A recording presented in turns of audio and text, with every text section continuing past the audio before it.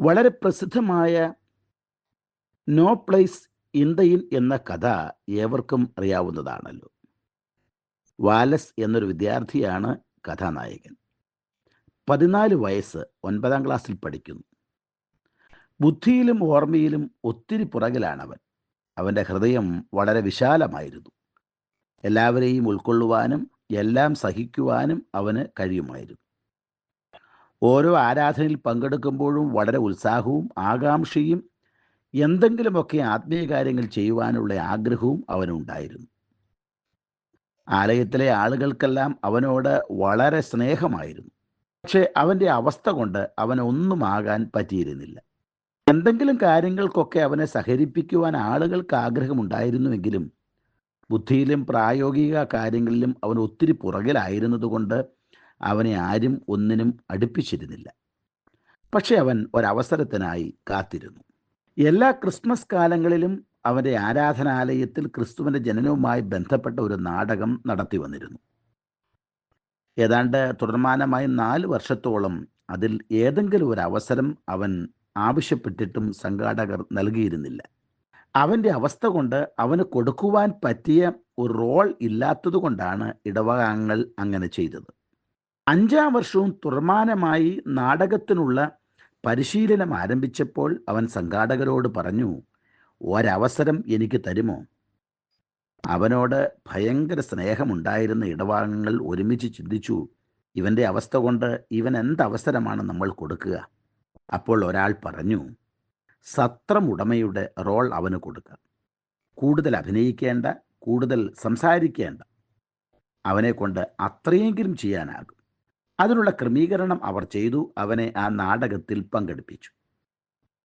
സത്രമുടമ എന്ന നിലയിൽ അവൻ ചെയ്യേണ്ടിയിരുന്ന ഒരേ ഒരു കാര്യം, യോസേപ്പും മറിയയും സത്രത്തിൽ സ്ഥലം ചോദിച്ചു വരുമ്പോൾ വളരെ ഗൗരവഭാവത്തോടു കൂടെ അവരെ നോക്കുകയും കടക്ക് പുറത്ത് ഇവിടെ ഇടമില്ല എന്ന് മാത്രം പറഞ്ഞാൽ മതി.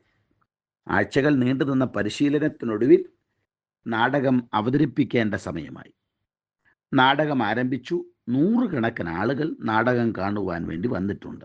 നാടകം തുടങ്ങി അല്പം കഴിഞ്ഞപ്പോൾ യോസേപ്പും മറിയും സത്രത്തിൽ വരികയാണ്. വാലൻസ് തൻ്റെ അഭിനയം തുടങ്ങി. എന്നാൽ യോസേപ്പും മറിയയും തൻ്റെ അടുക്കൽ കടന്നു വന്ന് ഒരു മുറി ചോദിക്കുമ്പോൾ അവൻ സ്വാഭാവികമായി പ്രകടിപ്പിക്കേണ്ട മുഖത്തിൻ്റെ ഗൗരവം അവനില്ല. അവൻ പറയേണ്ട വാചകവും പറയാൻ അവനാകുന്നില്ല.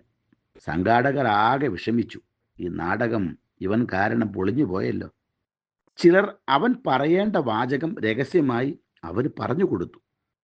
ഗത്യന്തരമില്ലാതെ യോസേപ്പിൻ്റെയും മറിയയുടെയും മുഖത്ത് നോക്കി വാടിയ മുഖത്തോടെ പതിഞ്ഞ സ്വരത്തിൽ അവൻ പറഞ്ഞു, ഇവിടെ ഇടമില്ല. ഈ വാക്ക് കേട്ട് യോസേപ്പും മറിയയും ദുഃഖത്തോടുകൂടെ മടങ്ങുന്നു. യേശുവിനെ വളരെയധികം സ്നേഹിച്ചിരുന്ന വാലൻസ് പരിസരം മറന്ന് താൻ അപ്പോൾ ചെയ്യേണ്ട കാര്യങ്ങളെല്ലാം മറന്നുപോയി അവരുടെ പുറകെ ഓടിച്ചെന്ന്, ഇവിടെ ഇടമില്ല, എന്നാൽ എൻ്റെ വീട്ടിൽ ഇടമുണ്ട്. നിങ്ങൾ എൻ്റെ വീട്ടിലേക്ക് പോരെ, എൻ്റെ മുറി ഞാൻ നിങ്ങൾക്ക് വേണ്ടി തുറന്നു തരാം എന്ന് പറഞ്ഞു.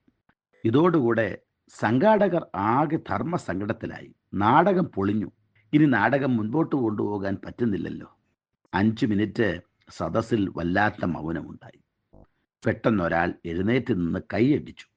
അതിനുശേഷം അനേക ആളുകൾ ഒന്നിനു പുറകെ മറ്റൊന്നായി കൈയടിക്കുവാൻ വേണ്ടി തുടങ്ങി. ആ സദസ്സിൽ നിന്ന് ധാരാളം ആളുകൾ ഇപ്രകാരം വിളിച്ചു പറഞ്ഞു, ഞങ്ങളുടെ ഹൃദയമാകുന്ന വീട്ടിൽ യേശുവിന് ഇടമുണ്ട്, അങ്ങോട്ട് പോരെ. നാടകം തുടരാനായില്ല. പക്ഷേ അനേകം ആളുകൾ തങ്ങളുടെ ഹൃദയ കവാടങ്ങൾ യേശുവിന് വേണ്ടി ഈ രംഗത്തോടുകൂടെ തുറന്നു കൊടുക്കുവാനിടയായി തീർന്നു. സംഘാടകർക്ക് വലിയ സന്തോഷമായി. ഇത്രയും അധികം ആളുകൾ യേശുവിനെ ഹൃദയം കൊണ്ട് കൈക്കൊള്ളുവാൻ ഈ ഒരു സാഹചര്യം ഇടയായി തീർന്നല്ലോ. സത്രമുടമയ്ക്ക് യേശുവിനെ കൈക്കൊള്ളുവാനുള്ള അവസരം ലഭിച്ചിട്ടും അത് സത്രമുടമ അലക്ഷ്യമാക്കി കളഞ്ഞു. കന്നുകാലികളാകട്ടെ അവരുടെ കൂട്ടിൽ യേശു കുഞ്ഞിനെ കിടത്താൻ അവസരം കൊടുത്തു. ആട്ടിടയന്മാർ യേശുവിനെ സ്വീകരിക്കുവാൻ തയ്യാറായി. ജ്ഞാനികൾ അവർക്ക് ലഭിച്ച അവസരം വിനിയോഗിച്ചു. രാജാവ് ക്ഷുഭിതനായി അവസരങ്ങൾ നഷ്ടപ്പെടുത്തി. നിങ്ങൾ ഏതു കൂട്ടത്തിലാണ്? ഞങ്ങളെ വിളിക്കുവാൻ ആഗ്രഹിക്കുന്നുവെങ്കിൽ 09880222 1957 എന്ന നമ്പർ ഉപയോഗിക്കുക. എല്ലാ ബുധനാഴ്ചകളിലും വെള്ളിയാഴ്ചയും രാവിലെ 11 മുതൽ 12 മണി വരെയുള്ള സമയം ഞങ്ങൾ നിങ്ങൾക്കായി പ്രാർത്ഥിക്കുന്നു. പ്രാർത്ഥനയ്ക്കായി വിളിക്കേണ്ട ഫോൺ നമ്പർ 079960010203.